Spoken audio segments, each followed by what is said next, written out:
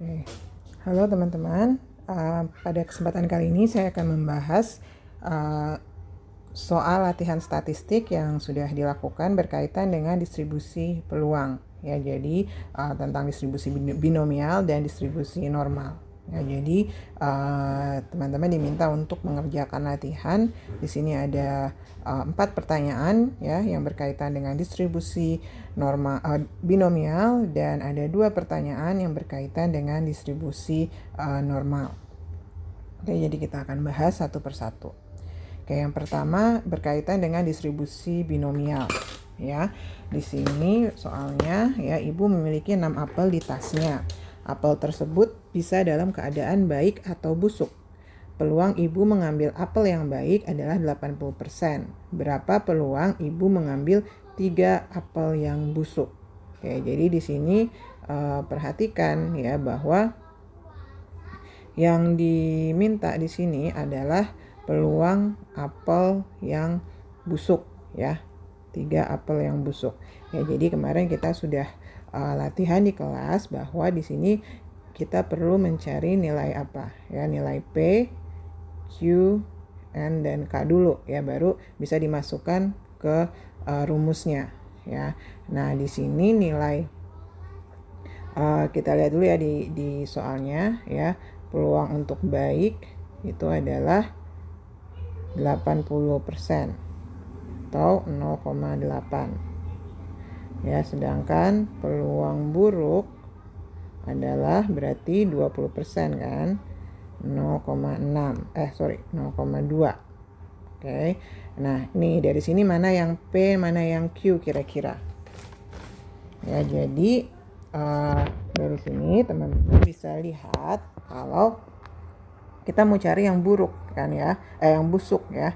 Berarti di sini ini adalah P-nya. Sedangkan ini yang bukan yang busuk, berarti yang baik, berarti adalah Q-nya. Ya, jadi kita udah punya P dan Q, kita tinggal cari berarti N-nya berapa. Di sini N-nya berarti jumlah totalnya ada 6 apel ya. Lalu nilai yang kita cari adalah 3 apel yang busuk. Oke, jadi tinggal kita masukin aja nih ke rumus ini ya. Jadi rumusnya berarti P X sama dengan 3 sama dengan ya kombinasi ya 3 dikali P-nya berapa tadi, 0,2 ya, pangkat 3, 0,8 pangkat 6 min 3. Oke, jadi di sini sama dengan 6 faktorial per 3 faktorial ya, dikali 6 kurang 3 berarti 3 faktorial ya. Nanti dikali di sini berarti 0,8 pangkat 3 kali 0,2 pangkat 3 ya. Di sini nilainya adalah 0,008. Ya, jadi peluangnya ya ini nanti kalau teman-teman bisa hitung sendiri ya, atau kalau mau cepat sebenarnya pakai kalkulator saintifik atau di Windows ya, kalkulatornya Windows itu udah ada faktorialnya. Jadi kalau kalian cek biar nggak hitung-hitung kayak gini ya, tinggal dimasukin aja di Windows, jadi nggak usah dihitung satu persatu ya. Misalnya kalau ini kan berarti ini jadi bisa jadi ini kan ini sisanya berarti 20 ya, 20 kali 0,008 kali 20 sama dengan 0,16 ya. Jadi peluangnya di sini sama dengan 0,16. Oke, itu untuk soal pertama ya. Kita lanjut ke soal kedua. Di soal kedua, dalam suatu pertandingan, peluang Ronaldo dapat mencetak gol adalah 5/6. Jika Ronaldo diberi kesempatan menendang sebanyak 5 kali, tentukan besar peluang Ronaldo mencetak 4 kali gol. Oke, jadi seperti biasa kita cari dulu si P, Q, ya, N, dan K. Di sini berarti P-nya adalah peluang mencetak gol. Ya, peluang mencetak gol berarti 5/6. Berarti di sini adalah 1/6 ya, karena harus jumlahnya 1. Nah, jadi 1/6. Nah, lalu N-nya berarti totalnya penendangnya 5 kali dan K-nya adalah 4. Ya. Oke, kita masukkan ke rumusnya. Oke, jadi peluang X sama dengan 4 adalah kombinasi, ya, ini 5/6 pangkat 4 kali 1/6 pangkat 5-4. Oke, sama dengan ini 5 faktorial per 4 faktorial 1 faktorial. Oke, ini saya hitung 625 per 1296 dikali 1/6. Oke, sama dengan ini, kalau ini jumlahnya 5 ya, jadi 5 dikali 6, 25 per 1296 kali 6 ya, didapat itu 3125 per 7614 sama dengan 0,41. Oke, jadi peluang Ronaldo mencetak 4 kali gol adalah 0,41 ya. Ini untuk jawaban yang nomor 2. Oke, kita lanjut ke jawaban berikutnya. Pertanyaan berikutnya ya. Di suatu sekolah 60% populasi muridnya adalah perempuan. Hitung peluang terdapat 4 murid perempuan dalam kelas berisikan 10 murid. Ya, jadi ini gampang ya. Jadi kita masukin P-nya di sini. Yang mau kita cari ya adalah peluang perempuan berarti 60% sama dengan 0,6. Ya, berarti Q-nya 1 min 0,6 sama dengan 0,4. Oke. Lalu M-nya di sini ada 10 murid dan K-nya adalah 4. Oke, kita masukkan ke rumusnya. Px sama dengan 4 sama dengan ini 4, ini 10,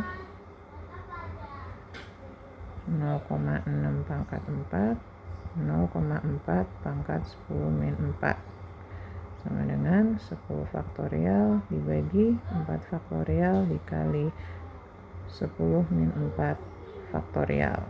Oke, ini dikalikan dengan P-nya ya, saya udah hitung 0,6 pangkat 4 itu 0,1296 dan 0,4 pangkat 4 itu 0,004096. Oke, jadi di sini ada 210 dikali 0,1296 dikali 0,004096, hasilnya adalah 0,11. Oke, jadi untuk jawaban nomor 3 adalah peluang terhadap dapat 4 murid perempuan dalam kelas berisikan 10 murid adalah 0,11. Oke. Baik, kita lanjut ke pertanyaan berikutnya. Ya, ini masih tentang distribusi binomial. Pada suatu tes pilihan ganda yang terdiri dari 10 pertanyaan. Setiap pertanyaan memiliki 4 pilihan jawaban. Hitung peluang mahasiswa yang menjawab secara acak akan mendapatkan 2 pertanyaan dengan jawaban benar. Oke, jadi ini bagaimana kita menentukan nilai-nilainya dulu ya. Jadi peluang menjawab benar. Kalau kita punya 4 pilihan jawaban, kira-kira peluang menjawab jawaban yang benar dari 4 pilihan, misalnya ada jawab A, B, C, D ya. Kalau misalnya kita nggak belajar nih, kita mau secara acak, ya udah ngitung kancing aja, jawabnya nggak difikir ya. Kalau untuk bisa menjawab jawaban yang benar, berarti kalau jika jawaban yang benar itu hanya ada satu ya dari tes pilihan ganda itu, maka peluang untuk menjawab benar berarti adalah 1/4 ya. Sedangkan berarti dalam hal ini Q-nya adalah berarti 3/4 ya. Lalu N-nya di sini ada berapa pertanyaannya? Ada 10 ya kan. Dan peluang untuk bisa menjawab 2 pertanyaan ya, berarti K sama dengan 2.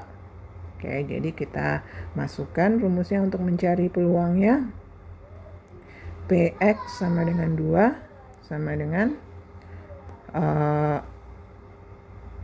sini 10, 2, lalu P-nya 1/4 ya, pangkat 2 ya, lalu ini 3/4 pangkat 10 min 2. Oke, ini sama dengan 10 faktorial per 2 faktorial kali 8 faktorial dikali 1/16 dikali 6561 per 65536 ya, ini sama dengan 295245 per 1.048.576 sama dengan 0,28 ya. Jadi kalau misalkan ada soal seperti ini ya, kalian misalkan yang tentang pilihan jawaban ya, kalau misalnya hanya ada satu jawaban yang benar, berarti jawabannya ini berarti peluangnya adalah 1/4 ya. Jadi dalam hal ini berarti peluang mahasiswa menjawab pertanyaan secara acak ya dan mendapatkan 2 pertanyaan dengan jawaban benar adalah 0,28 ya. Oke, sekarang kita masuk ke pembahasan berikutnya. Ini mencakup pembahasan tentang distribusi normal ya. Jadi kita gunakan tabel yang ini ya. Jadi tabel distribusi normal ini sebenarnya ada 2 ya. Jadi yang saya berikan itu yang di halaman pertama, kalau kalian lihat itu nilainya berbeda. Kenapa berbeda? Karena tabel itu ada yang menggambarkan ya. Jadi luas nilai-nilai di sini ada yang menggambarkan di bawah kurva normal, jadi seperti ini ya. Ada juga yang menggambarkan keseluruhan begini ya. Jadi kalau misalnya nilainya berbeda ya, itu biasanya beda 0,5 ya, karena dia di sininya dimasukin. Oke, jadi seperti itu ya. Tapi kalau dari contoh yang sudah saya berikan di kuliah sebelumnya ya, itu kita menggunakan tabel yang ini. Oke. Jadi ini cuman mencocokkan angka di tabel aja ya, untuk menghitung peluang ya Z itu ada lebih besar atau sama dengan 1,62 ya. Jadi kalau untuk ini mungkin lebih mudah kita gambarkan dulu kurvanya ya. Jadi kalau ini misalnya ini adalah 0 ya, lalu 1,62 misalnya di sini ya, 1,62. Yang mau dicari adalah Z itu lebih besar atau sama dengan, berarti dia di sini kan ya. Oke, jadi kita tinggal cari di sini ya, 1,6. Oke, 1,6 berarti kita cari 1,6 ini. Oke, lalu 2 berarti 0,02 di sini ya. Berarti ini jawabannya ya adalah di sini kan, kalau untuk keseluruhan ini kan 0,5 ya. Berarti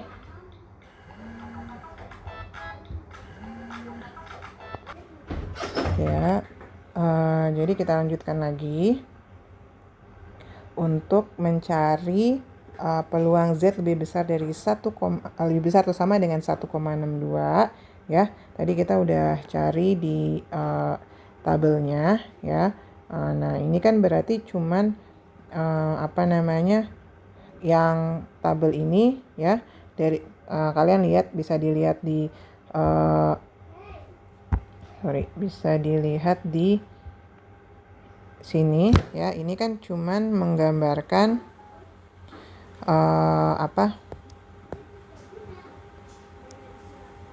daerah yang di sini ya, sedangkan yang kita mau dicari di sini ya. Berarti ini berarti artinya seluruh daerah ini dikurangi daerah yang di sini ya. Seluruh daerah ini berapa?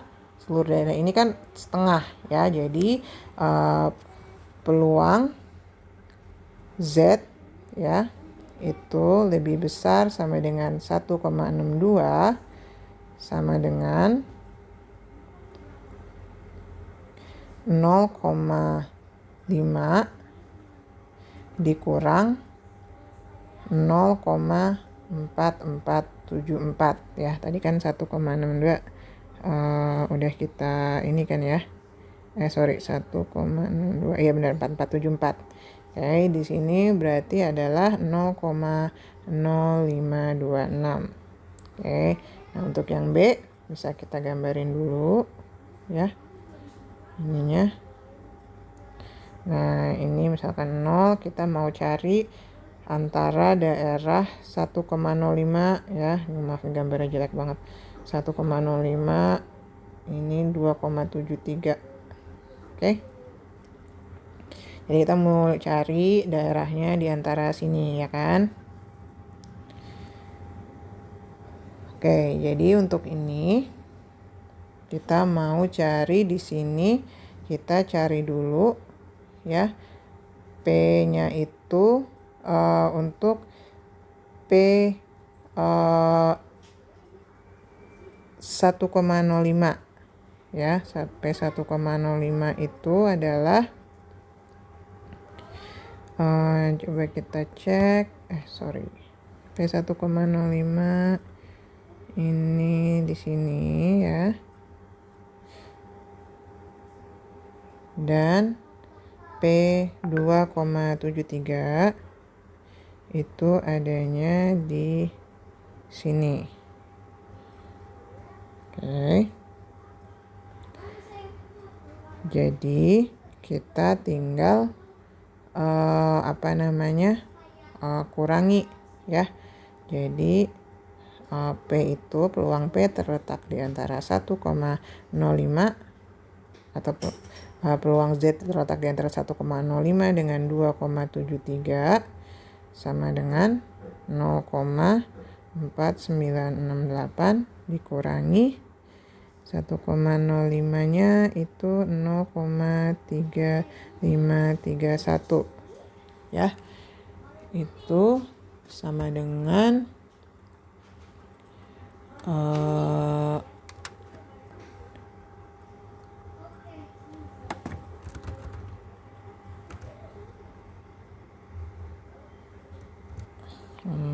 4968 dikurangi 3531 0,1437 ya.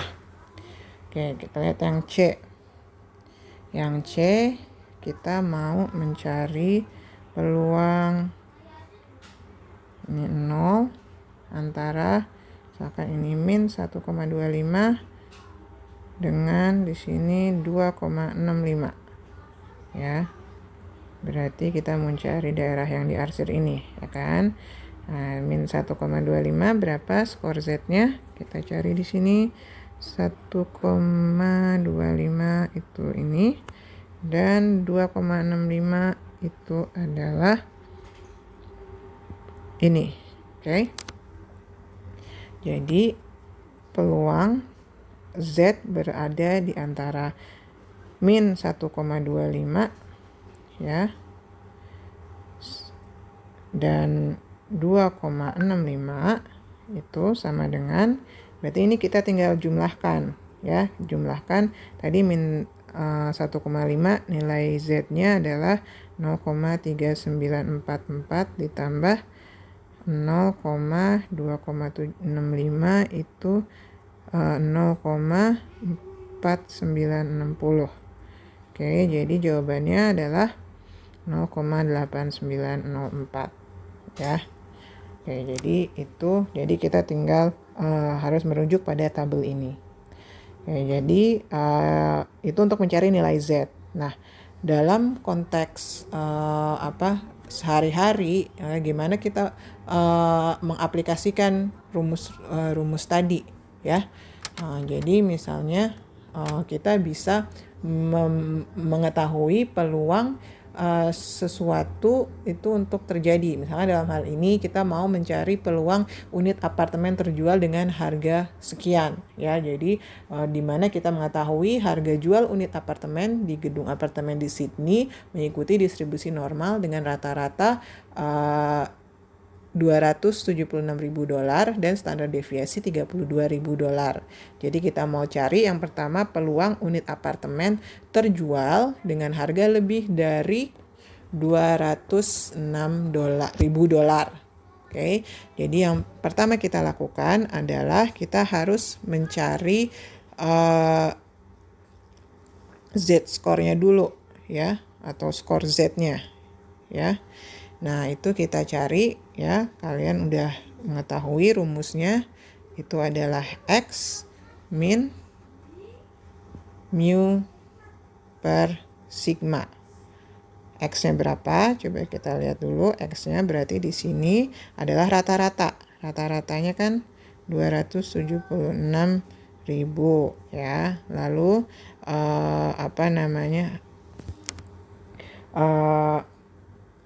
rata-rata di sini yang akan kita cari, nilai yang kita cari ya. Berarti ini adalah mu, rata-rata populasi ya. Lalu X-nya berarti $206 dan sigma standar deviasi berarti $32.000. Oke, kita tinggal masukin ke rumusnya ya. Berarti 206.000 min 276.000 per 32.000 sama dengan min 70.000 per 32.000 sama dengan min 2,19. Oke. Nah, jadi sekarang kita tinggal cari ya. Kita buat dulu kurvanya biar gampang visualisasinya. Nah, di sini 0 ya, di sini min 2,19. Yang dicari adalah lebih besar atau sama dengan ya, berarti semua daerah di sini ya kan. Nah, untuk ini berarti kita tahu dari sini ke sini kan ini 0,5. Jadi kita tinggal cari ini nilai Z untuk ininya. Oke. Nah, dengan demikian nilai Z-nya untuk 2,19 ini adalah 2,19 di sini ya, 4857. Ya kan? Berarti Z-nya 0,4857 berarti peluang ya X itu lebih besar ya dari $206.000 ya, adalah sama dengan 0,5 ditambah 0,4857 ya, sama dengan 0,9857. Oke. Sekarang untuk pertanyaan berikutnya. Ya, hitung peluang unit apartemen terjual dengan harga kurang dari $220.000. Oke. Jadi kita cari dulu ya skor Z-nya ya. Skor Z-nya itu sekarang berarti diganti ya. Untuk X-nya berarti sekarang adalah $220.000. Oke, jadi di sini 220.000 ya, dikurangi 276.000 dibagi 32.000 sama dengan minus 56.000 per 32.000 sama dengan minus 1,75. Oke, jadi kita cari nilainya Z untuk 1,75 ya. Kita buat dulu kurvanya di sini. Ya, di sini ada minus 1,75. Ya, berarti yang kita cari adalah nilai ini ya. Nilai ini berapa? Nilai ini berarti kita harus mencari nilai yang ini dulu ya. Berarti ini kan semuanya 0,5 ya. Berarti nanti 0,5 dikurang nilai yang 1,75. Berarti Z untuk 1,75 itu adalah, kita cari di sini yang ini ya, 0,4599. Oke, berarti peluang X itu terjual dengan harga kurang dari 220.000 ya, sama dengan peluang Z terletak kurang dari minus 1,75, yaitu 0,5 min 0,4599 sama dengan 0,041.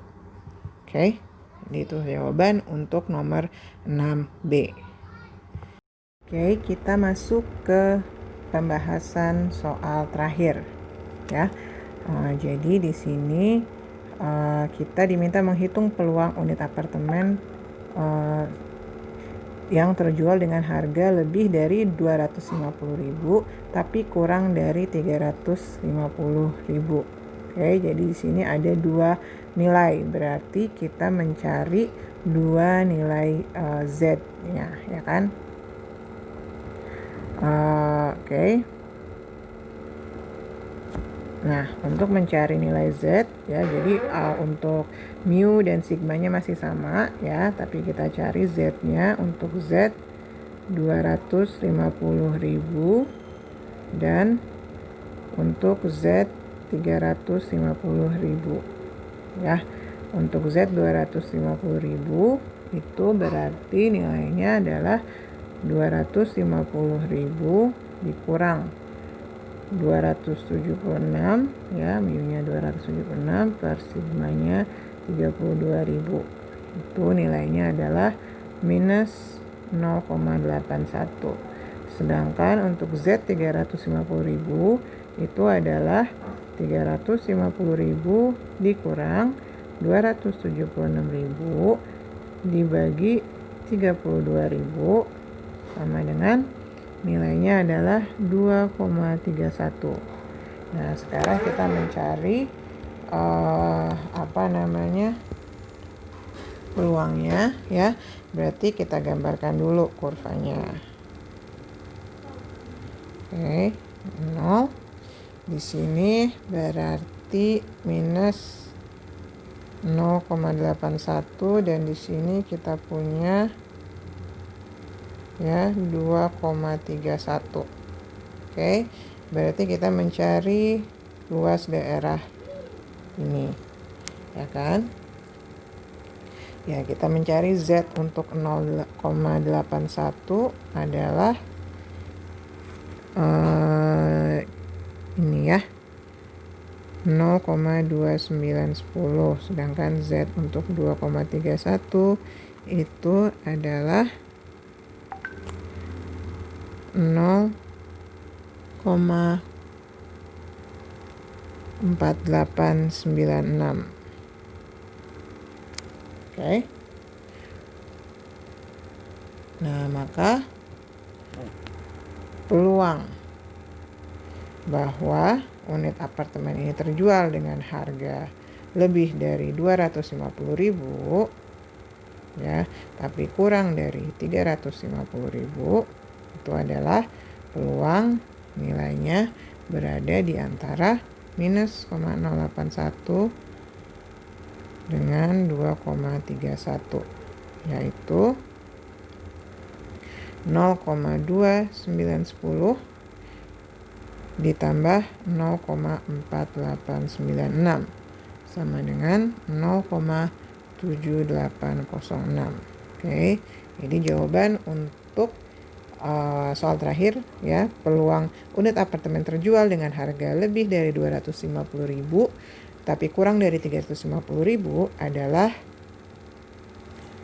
0,7806. Oke. Jadi sekian pembahasan untuk soal distribusi peluang. Teman-teman sebagian menjawab, ada yang sudah benar, ada yang masih salah karena kurang teliti ya. Jadi semoga bisa lebih baik lagi ya. Jangan lupa dicek lagi jawabannya ya, agar bisa mendapatkan jawaban yang tepat. Oke, terima kasih. Semoga bermanfaat. Sampai bertemu di lain kesempatan.